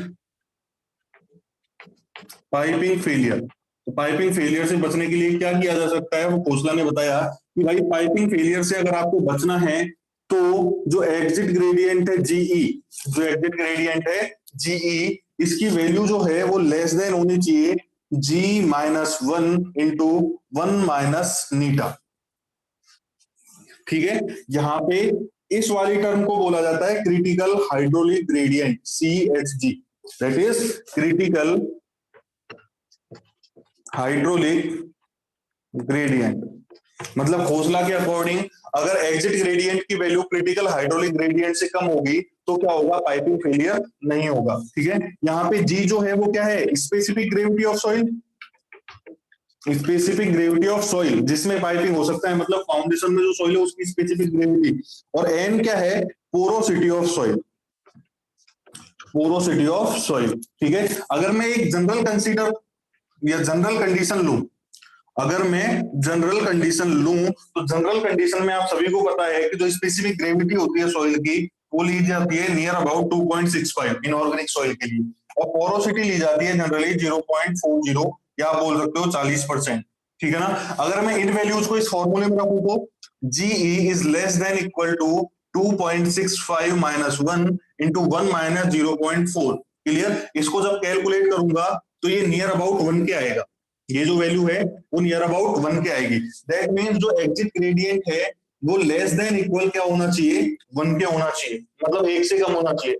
अगर मैं यहाँ पे फैक्टर ऑफ सेफ्टी लगा देता हूं तो जी की जो वैल्यू है वो 1/4 से 1/3 के बीच में होनी चाहिए। ठीक है, ये तो बताया था किसने, ये तो बताया था किसने, ये तो बताया था आपको खोसला ने कि भाई 1 से कम होनी चाहिए। ठीक है, हमने क्या किया, 3-4 का फैक्टर ऑफ सेफ्टी लगा दिया, फैक्टर ऑफ सेफ्टी लगा ही देते हैं अपन सेफ्टी के लिए। तो अगर मैं फैक्टर ऑफ सेफ्टी लगा दूंगा तो एग्जिट ग्रेडियंट की वैल्यू और गिर जाएगी। दैट मींस मैंने फैक्टर ऑफ सेफ्टी लगा दिया यहाँ पे, तो एग्जिट ग्रेडियंट की वैल्यू क्या होनी चाहिए, 1/4 से 1/3 के बीच में होनी चाहिए। यहाँ पे 3 से 4 क्या लगा दिया मैंने, फैक्टर ऑफ सेफ्टी लगा दिया। ठीक है, 3 से 4 क्या लगा दिया मैंने, फैक्टर ऑफ सेफ्टी लगा दिया। तो ये बना लो।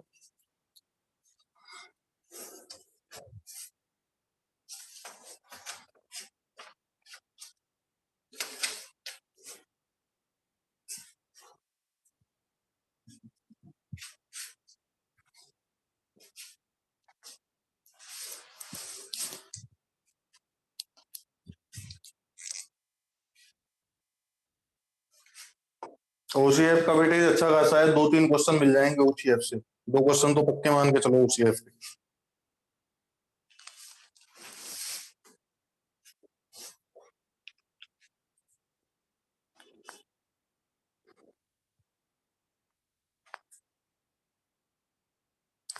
पर ओसीएफ का ये है कि ओसीएफ का वेटेज बाकी एग्जाम में बहुत है, जैसे ईएससी में भी बहुत ओसीएफ के क्वेश्चन आते हैं, एसएससी जेई वगैरह में भी, और किसी भी एग्जाम में ओसीएफ का क्वेश्चन आता ही आता है।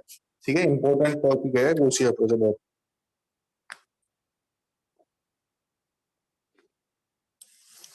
क्योंकि उसमें ऐसा डेटा बहुत है जो आपको याद रखना होता है ओसीएफ में। ठीक है, जैसे हर सेक्शन की स्पेसिफिक ग्रेविटी आएगी, स्पेसिफिक एनर्जी आएगी, क्रिटिकल डेप्थ आएंगी। ठीक है, तो कई बार एग्जाम में एसएससी वगैरह में सब में पूछा जाता है कि रेक्टेंगुलर सेक्शन के लिए स्पेसिफिक डेप्थ बताओ, स्पेसिफिक एनर्जी बताओ। ठीक है ना, तो ऐसे क्वेश्चन बहुत आते हैं ये के एग्जाम में भी, तो सभी चीजों के लिए इंपॉर्टेंट है ओसीएफ। ठीक है ना, बन गया।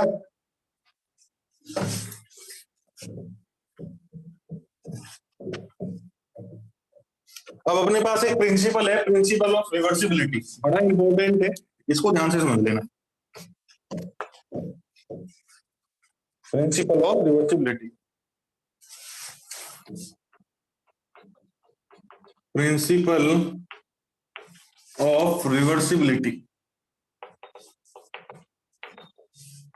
प्रिंसिपल ऑफ रिवर्सिबिलिटी मतलब यहाँ पे कुछ ना कुछ रिवर्स किया जाएगा। मैं मानता हूं कि ये एक बियर है, इस तरीके से बियर को डिनोट करते हैं अपन। ठीक है ना, यहाँ पे कैपिटल एच हाइट का वाटर भरा हुआ है, ये लीजिए। ठीक है, यहाँ पे क्या है, कैपिटल एच हाइट का वाटर भरा हुआ है। ठीक है, यहाँ पे इसके डाउन स्ट्रीम साइड में क्या लग रही है, पाइल लग रही है।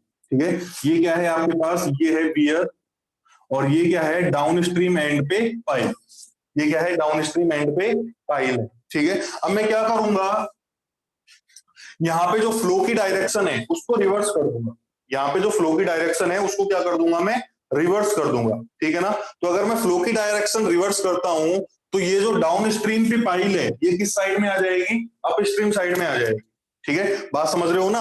अगर यहाँ पे फ्लो जो है अभी इधर साइड में है, ठीक है, फ्लो जो है आपका इस साइड में है, तो ये पाइल किस साइड में है, डाउन स्ट्रीम साइड में। बाकी सारी चीज सेम रखता हूं, फ्लो को इस डायरेक्शन में कर दूं, फ्लो को मैं इस डायरेक्शन में कर दूं, तो ये जो पाइल है किस साइड में हो जाएगी, अप स्ट्रीम साइड में हो जाएगी। बात सेम ही है, ठीक है ना। तो मैंने क्या किया अभी मैंने क्या किया कि फ्लो की डायरेक्शन बदल दी, फ्लो की डायरेक्शन क्या कर दी, बदल दी। तो फ्लो की डायरेक्शन बदल दो, ये लो फ्लो की डायरेक्शन बदल गई। हाइट कितनी है, h हाइट है, तो ये जो पाइल है किस साइड में आ जाएगी, आपकी डाउन स्ट्रीम साइड में आ जाएगी, ठीक है ना। बाकी सारी चीज सेम है, ओनली क्या किया मैंने, फ्लो की डायरेक्शन चेंज कर दी, ठीक है। पहले इस साइड में था तो ये पाइल डाउन स्ट्रीम साइड में आ रही थी, अब मैं इस साइड से लगा रहा हूं उस फिगर में, तो ये जो पाइल है किस साइड में आ गई, अप स्ट्रीम साइड में आ गई। क्लियर है ना ये बात, ठीक है। या आप इसके खोपचे में एक और फिगर बना लो जिससे कंफ्यूजन ना हो आपको, ठीक है। ये इस तरीके से था आपके पास, यहाँ पे डाउन स्ट्रीम पे पाइल ये थी, ठीक है। अब मैंने फ्लो क्या किया था, पहले इधर से था, अब इधर से चला दिया, ठीक है ना। अब इधर से चला दिया तो ये फाइल किस साइड में हो गई, अप स्ट्रीम साइड में हो गई। मैंने इस फिगर को उल्टा बना दिया, मैंने इस फिगर को मिरर इमेज बना दी इसकी, ठीक है, क्योंकि जनरली क्वेश्चन में इस तरीके से फिगर मिलता है, आपको कंफ्यूज ना हो इसलिए मैंने दोनों बता दी, ठीक है। क्लियर है ना। अब देखो बाकी सारी चीजें सेम रखी गई हैं, बाकी सारी चीजें सेम रखी गई हैं, ओनली फ्लो की डायरेक्शन चेंज हुई है। तो यहाँ पे आप लिख सकते हो only direction of flow is reverse and other factors are kept same, other factors are kept same। तो बाकी सारे जो फैक्टर्स हैं वो सेम है, बाकी मैंने ओनली क्या किया है, फ्लो की डायरेक्शन को चेंज किया। अब यहाँ पे जो बी लेंथ थी वो बी लेंथ ही है आपके पास, चेंज नहीं की। यहाँ पे जो पाइल की डेप्थ डी थी वो डी है, यहाँ पे पाइल की डेप्थ डी ही है, यहाँ पे जो फ्लोर की लेंथ है वो बी ही है, मैंने कुछ चेंज नहीं किया, ठीक है, बस फ्लो की डायरेक्शन बदल दी थी। अब यहाँ पे एक कोई पॉइंट काउंट करो, यहाँ पे मैंने एक पॉइंट लिया सी, यहाँ पे पॉइंट लिया मैंने सी, और यहाँ पे पॉइंट लिया मैंने बी, ऐसे ही ले लिया कुछ, आप सी भी ले लो ए भी ले लो, है ना, ऐसा कुछ नहीं है कि बी सी क्यों लिए, ठीक है ना, बी सी क्यों लिए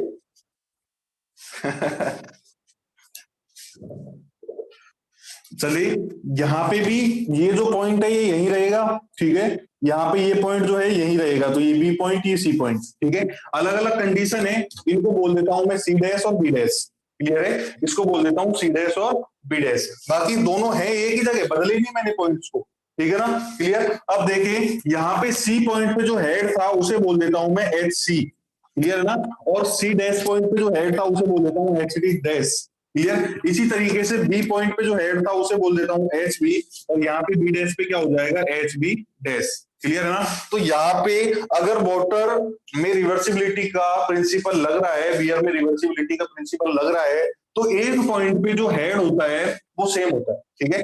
यहाँ पे अगर रिवर्सिबिलिटी प्रिंसिपल आपकी एप्लीकेबल है तो H C plus H C dash is equal to capital H, capital H मतलब टोटल फ्लो। इसी तरीके से H B plus H B dash is equal to capital H, ठीक है ना। और ये इन्हीं पॉइंट के लिए वैलिड नहीं है, कहीं भी ले लो आप बियर में, यहाँ पे पॉइंट ले लो एक ए, ठीक है, ये यहाँ पे आ जाएगा ए डैश, क्लियर है। तो ए के लिए भी यही चीज वैलिड होगी, जैसे कि H A plus H A dash is equal to capital H, ठीक है ना, ये हर जगह वैलिड है, ठीक है। कब, जब ओनली फ्लो की डायरेक्शन को क्या किया आपने, रिवर्स किया, ठीक है। एक फैक्टर होता है फाई, जो हमने पोटेंशियल फैक्टर पढ़ा था, ये जो पोटेंशियल फैक्टर होता है ये अपलिफ्ट प्रेशर को शो करता है, ये अपलिफ्ट प्रेशर की वैल्यू को शो करता है, ठीक है ना। तो मैं मानता हूं कि भाई सी पॉइंट पे जो अपलिफ्ट प्रेशर है वो है फाई ए, ठीक है ना, सॉरी फाई सी होगा ना, और यहाँ पे सी डैश पे कितना है, फाई सी डैश। इसी तरीके से बी पॉइंट पे अपलिफ्ट प्रेशर है फाई बी, और यहाँ पे कितना है, फाई बी डैश, क्लियर है ना। तो यहाँ पे मेरे पास सेम कंडीशन हो जाएगी, that means phi C plus phi C dash is equal to 100%, clear है ना। Phi B plus phi B dash is equal to 100%, clear ना। इसी तरीके से ए पे भी काइंड कर दो, phi A plus phi A dash is equal to 100%। Clear ना, सारी की सारी चीजें सेम है। यहाँ पे फाई जो है वो किसको बताता है, अपलिफ्ट प्रेशर को बताता है, अपलिफ्ट प्रेशर को बताता है। ठीक है ना, क्लियर। बनाओ, इस पे 2 बार क्वेश्चन पूछे गए हैं, एक क्वेश्चन अपन कर लेते हैं अभी।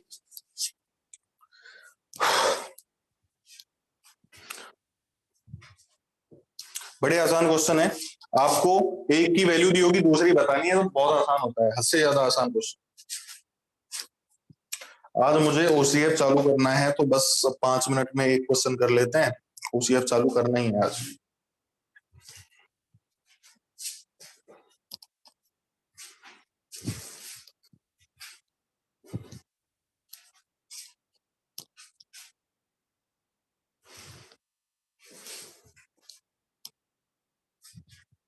और तुमसे कोचिंग वगैरह वाले पूछे तो बता देना कि ओसीएफ चालू हो गया, क्योंकि आज ओसीएफ ही चालू करना था, ये वीआर तो मैंने करवा दिया। ठीक है, आपकी इच्छा के अनुसार। हालांकि अगर अपने पास 3-3 घंटे के 3 दिन मिल गए तो आराम से ओसीएफ होगा, नो प्रॉब्लम। नहीं तो ये वीआर वाला टॉपिक रह जाता अपना।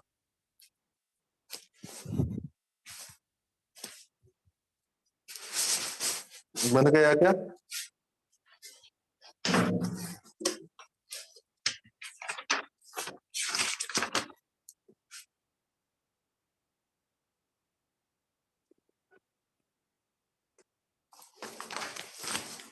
दोनों वीयर में मतलब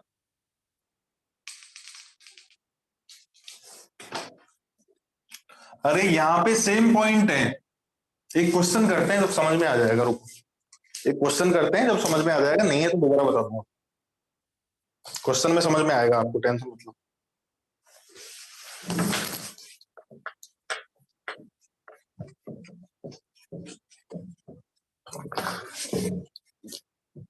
क्वेश्चन लिखो एक, क्वेश्चन लिखो एक, क्वेश्चन लिखे एक,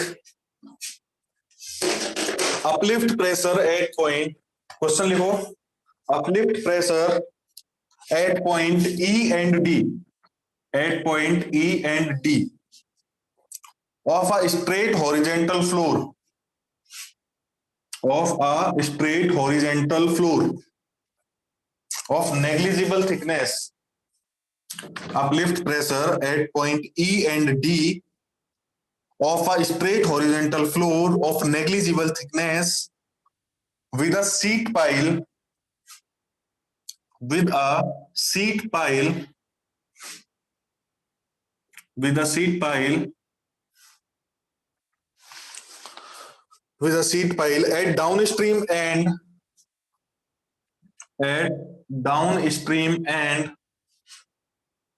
are 28% and 20%, are 28% and 20%.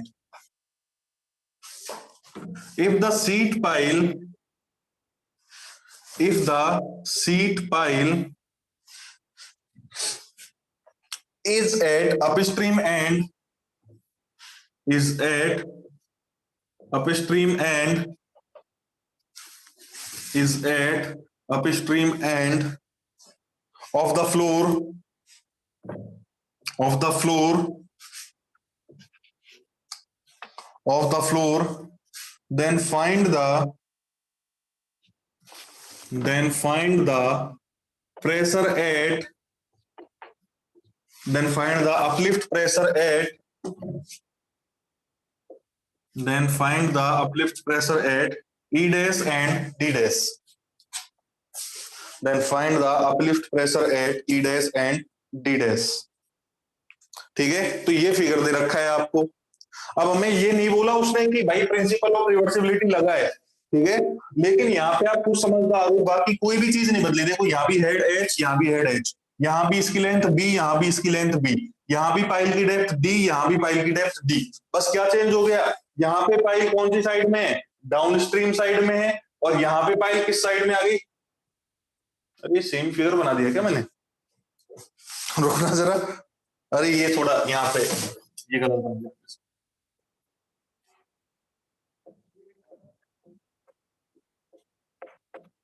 देखिए जरा, यहाँ पे सारी चीजें सेम है, डेप्थ सेम है, लेंथ सेम है, हेड सेम है, ओनली क्या हो गया, यहाँ पे ये पाइल किस साइड में थी, डाउन स्ट्रीम साइड में थी, और यहाँ पे किस साइड में हो गई, अपस्ट्रीम साइड में हो गई। मतलब कहीं ना कहीं प्रिंसिपल ऑफ रिवर्सिबिलिटी लग गया, ठीक है ना। और अगर प्रिंसिपल ऑफ रिवर्सिबिलिटी लगता है तो अपने पास क्या रिलेशन होता है, phi E plus phi E dash is equal to 100%, ठीक है ना। अब यहाँ पे फाई ई तो आपको दे रखा है, मतलब अपलिफ्ट प्रेशर जो है ई पॉइंट का वो दे रखा है 28%, ठीक है ना। तो आपको निकालना क्या है, ई डैश का निकालना है, तो निकाल दो आराम से, 100 माइनस 28 मतलब 72%, ठीक है ना। इसी तरीके से आपको फाई डी दे रखा है कितना, 20% दे रखा है, आपसे फाई डी डैश पूछा है कितना हो जाएगा, 100 माइनस 20 दैट मींस 80%। ये लो जी, ये क्वेश्चन हो गया, ये क्वेश्चन हो गया आसानी से। बताओ इसमें कौन सी तुमको बहुत ज्यादा विद्या लगानी पड़ी, ठीक है। अगर आपके पास लेट अज्यूम आपके पास ई पॉइंट पे हेड दे रखा होता 1.8 मीटर और कैपिटल एस दे रखा होता आपको 3 मीटर, तो मुझे बताना ई डैश पे हेड बताना। आपके पास ई पॉइंट पे हेड है 1.8 मीटर और टोटल हेड दे रखा है आपको 3 मीटर, तो मुझे ई डैश पॉइंट पे हेड बताना।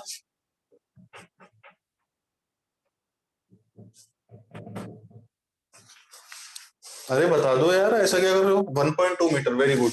तो एच ई डैश क्या हो जाएगा आपके पास, 3 minus 1.8 that means 1.2 meter, clear. क्योंकि हमें पता है H E plus H E dash क्या होते हैं, कैपिटल एच के बराबर होते हैं, ठीक है ना। तो इससे ज्यादा लेवल नहीं आएगा इन क्वेश्चन का, ऐसे ही क्वेश्चन आते हैं, इसके अलावा कोई क्वेश्चन नहीं आता, ऐसे ही क्वेश्चन आते हैं, ठीक है ना। बनाओ इसको फटाफट, ओसीएफ का थोड़ा सा प्रारंभ कर देते हैं, जिससे ये हो जाएगा कि हाँ भाई आज ओसीएफ चालू हो गई, है ना।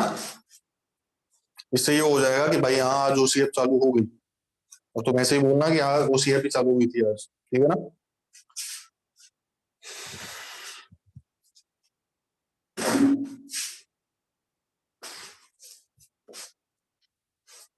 चले, बन गया ये। बस ऐसे ही क्वेश्चन आते हैं इसमें, इससे ज्यादा क्वेश्चन नहीं आते। 2 बार ऐसा क्वेश्चन पूछा हुआ है, एक बार अपलिफ्ट का और एक बार हेड का, तो आसान थे। बस तुमको ये पता लगाना है कि रिवर्सिबिलिटी लग गई यहाँ पे। रिवर्सिबिलिटी लगने का सबूत क्या होता है, बाकी चीजें सेम, फाइल की डायरेक्शन बदल जाती है, यहाँ पे डाउन स्ट्रीम पे थी, यहाँ पे स्ट्रीम पे चली गई, ठीक है ना। हो गया काम, आगे चले, आगे चला जाए क्या, चलिए अब चालू करते हैं ओपन चैनल फ्लो।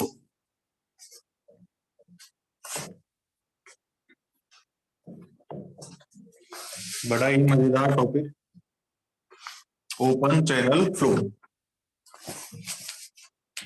मुझे बताओ कोई ओपन चैनल फ्लो क्या होता है,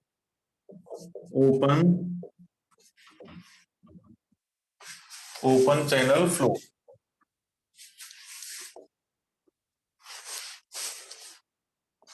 हाँ जी, बताएगा कोई भला आदमी, नया अध्याय चालू हो गया अपना।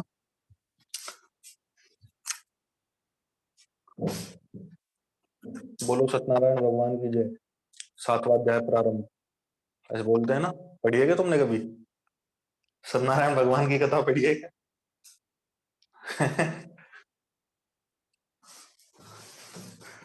मिश्रा जी ने नॉलेज होगी, ब्राह्मणों में पढ़ते हैं।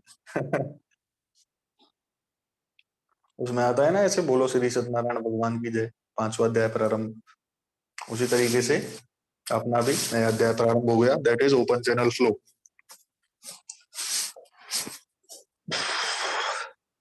अच्छा, फ्लो थ्रू कैनाल, ये ठीक है, फ्लो थ्रू चैनल, अच्छा जी। जो सरफेस पर फैलो होता है, फ्लो, अच्छा, जो सरफेस पर फ्लो होता है, चलिए ठीक है भाई। सीधी सी बात अगर मैं करूं ओपन चैनल फ्लो की,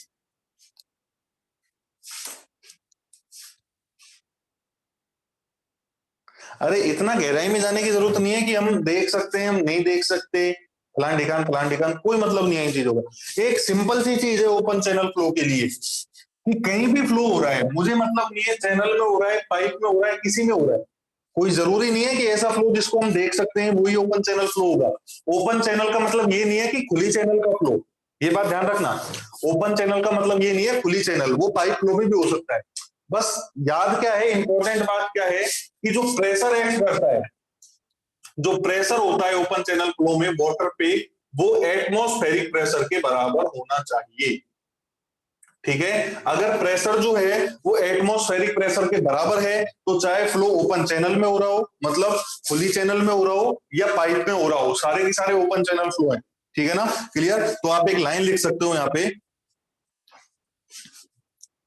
आप यहाँ पे एक लाइन लिख सकते हो,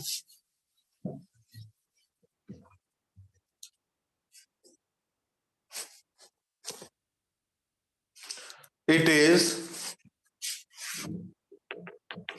is a man-made or natural flow in which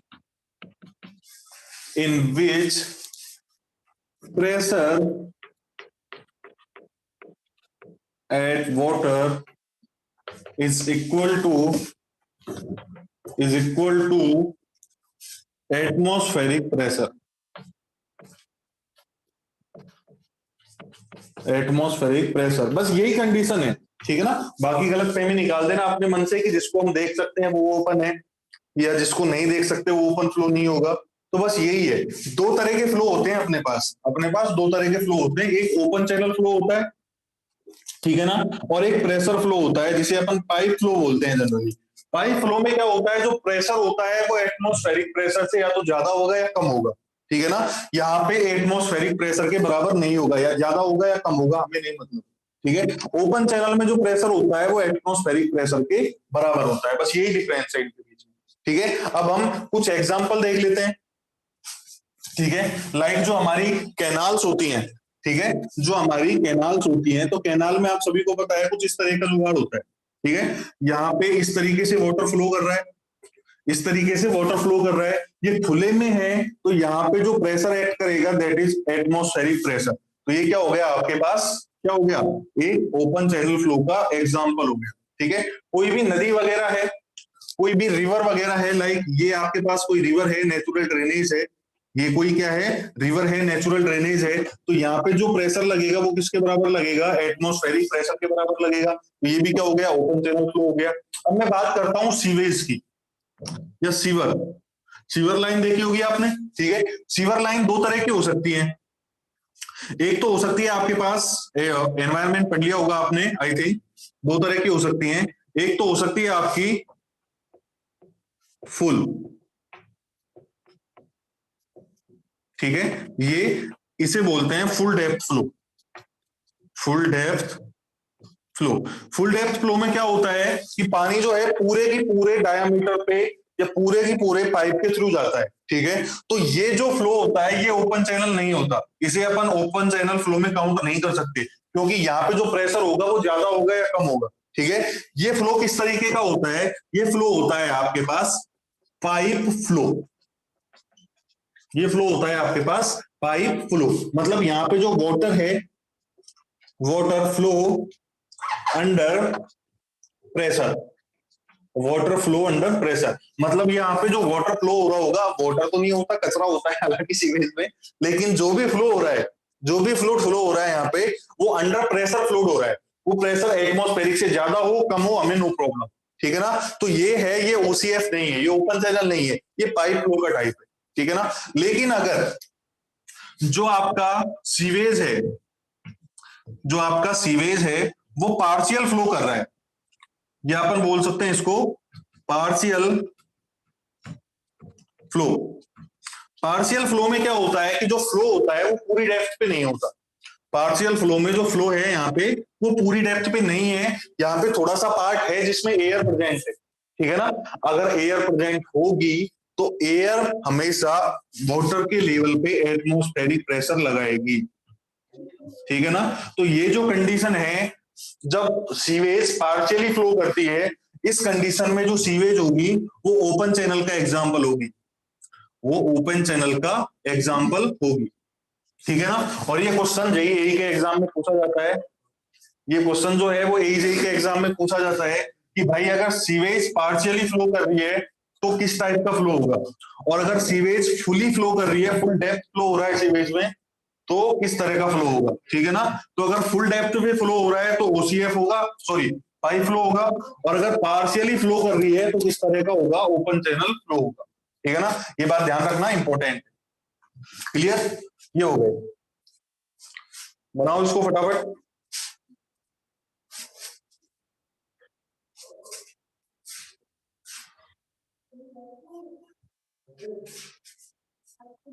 अरे बता दो मोटी, time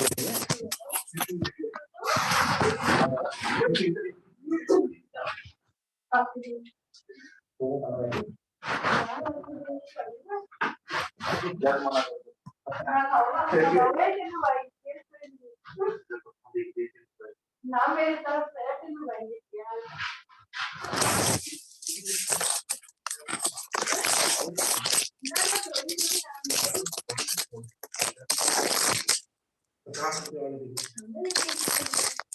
so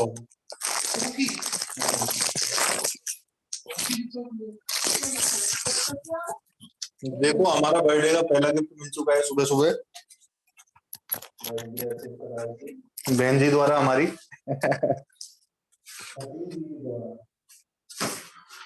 thank you thank you.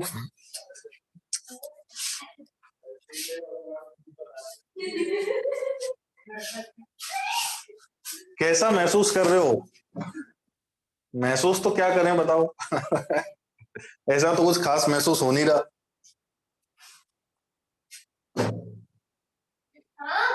ऐसा कोई स्पेशल फीलिंग नहीं आ रही है, ठीक है। बस हाँ है, बच गए। कॉलेज वगैरह में होते तो पिट लेते आज के दिन और ये तो सही है, घर पे है, पिटाई नहीं होगी। अगर तुम्हारी भी ऐसा पड़ता, तुम्हारी भी है क्या ऐसा पीटा पाटे की? हमारी कॉलेज में तो होती थी बड़ी भयंकर, पकड़ के पीटते थे। हाँ घर से ही चल रही है क्लासेस, घर पे ही स्टूडियो बना रखा है, एक नीतीश सर काम में ले रहे हैं। अच्छा पार्टिसिपेट नहीं किए? पिछली बार मैं एमआईटीएस में आया था क्लास लेने, पिछली बार जनवरी में ही क्लास लग रही थी एमआईटीएस में। तो 16 तारीख को या 17 तारीख का टिकट था मेरा, तो मेरे को इतना पीटा 15 तारीख की नाइट को। मुझे 2 दिन डिले करना पड़ा। रीजन ये था कि मैं बैठ भी नहीं पा रहा था ढंग से, मतलब सूजन आ गई थी। गंदा पीटते हैं सारे। आएंगे आएंगे। तो थर्ड ईयर फाइनल ईयर के तो होंगे, मैं करा के गया था, इरिगेशन करा के गया था ग्वालियर एमआईटीएस में पिछली बार। किया करो ऐसी चीजें। क्या है ये, फिर सारी की सारी बदले रहते हैं, फिर ये बाद में बदला लिया जाता है इन चीजों का, है ना। अच्छा थर्ड ईयर के हो आप सभी, इसीलिए। हाँ फाइनल ईयर वालों ने क्या है लास्ट ईयर में कर लिया ना, तो अब वो कर रहे होंगे टाइम पास या कहीं तैयारी वैयारी कर रहे होंगे।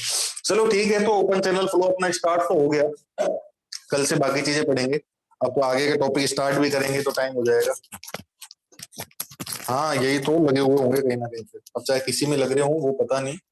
हाँ रिविजन करने में हो सकता है, और भी कई चीजें हैं लगे हुए हो सकते हैं, है ना।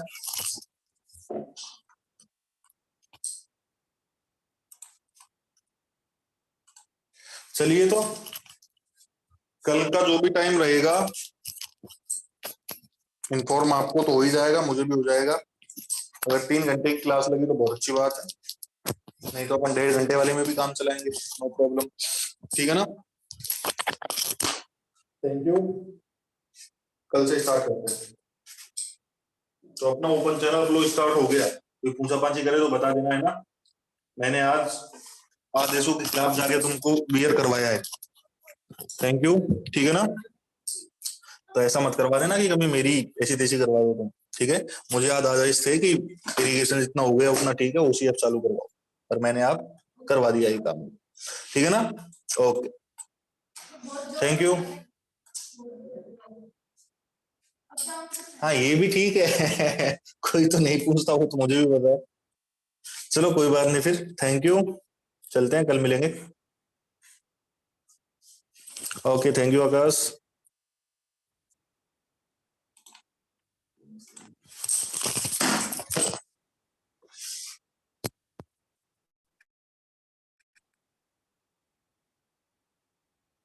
ठीक है।